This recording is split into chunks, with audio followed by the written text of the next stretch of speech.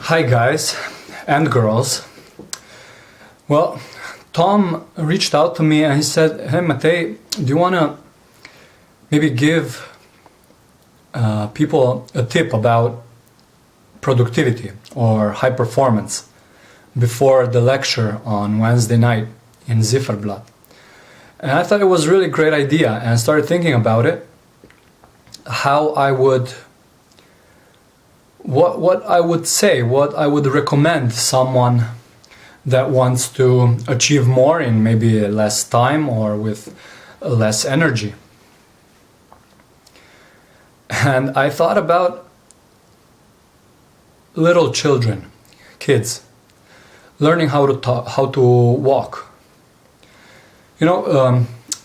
Talking about high performance, we usually, at least my first association is about high performance cars or high performance sports, and productivity is about producing a lot, maybe a lot of things, a lot of content in a short amount of time.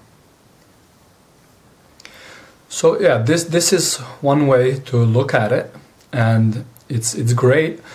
But I want to give another example I thought was really something that brings us back to the fundamentals of what is actually behind these kinds of behaviors. And it's usually about understanding how we function as human beings, how we function in the best possible way. And if we take a look at a kid learning how to walk, well, he has a natural tendency, a natural desire to walk so he can get somewhere, or I don't know what his desire is, but he has a natural desire which fuels his learning by doing something. And he does this in a continuous loop until he gets as good as he needs to get. And could we say this is high performing and really productive? Well, I think this is the way the system that our nature is designed to work. And I think it's a good example because the kid is like a pure example of how we are designed to function, high performing functioning and being productive, that it's built in. We are already that. We already have these two characteristics, but as we grow up and have different experiences, we kind of get in our own way more and more.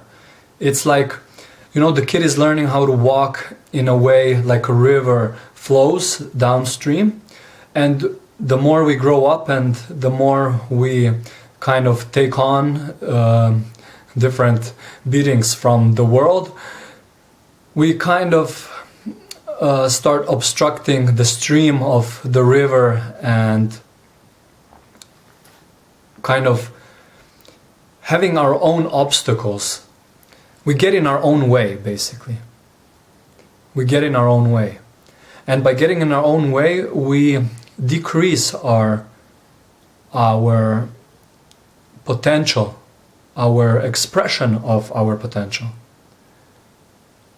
which is always unobstructed if we just fully engage and become clear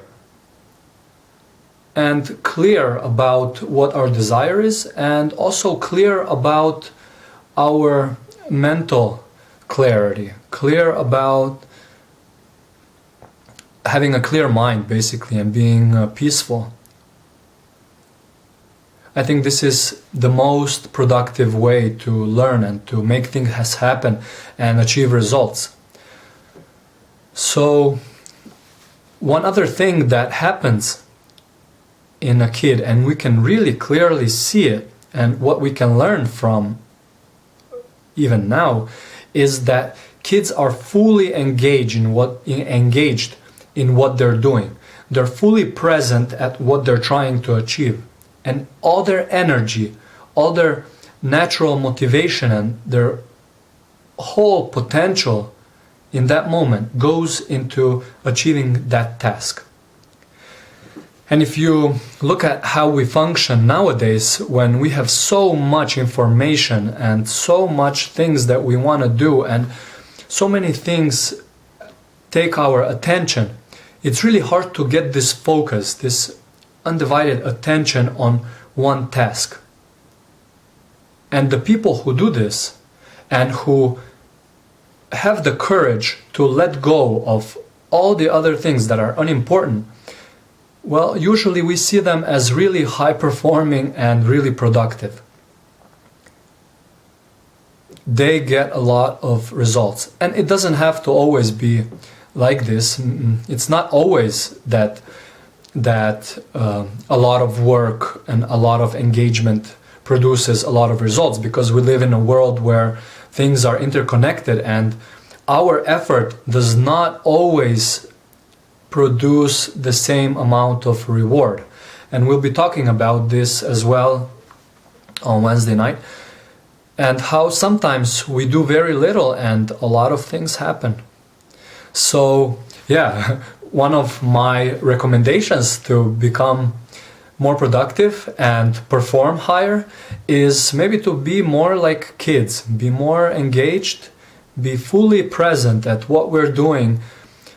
Obviously, we say words like, love what you do and things like that, but yeah, maybe we love it, maybe we don't. Sometimes there's a lot of kind of natural pressure needed to go over a barrier, to learn something that we need to learn. So I think as adults, the less we care about what we have going on in our mind and the less thinking we have about our thinking, I think the more present and engaged we can be in the task we're doing.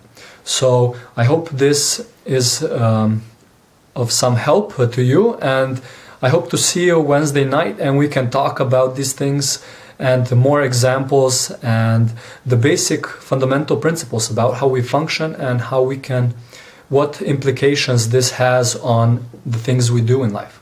So see you and bye-bye.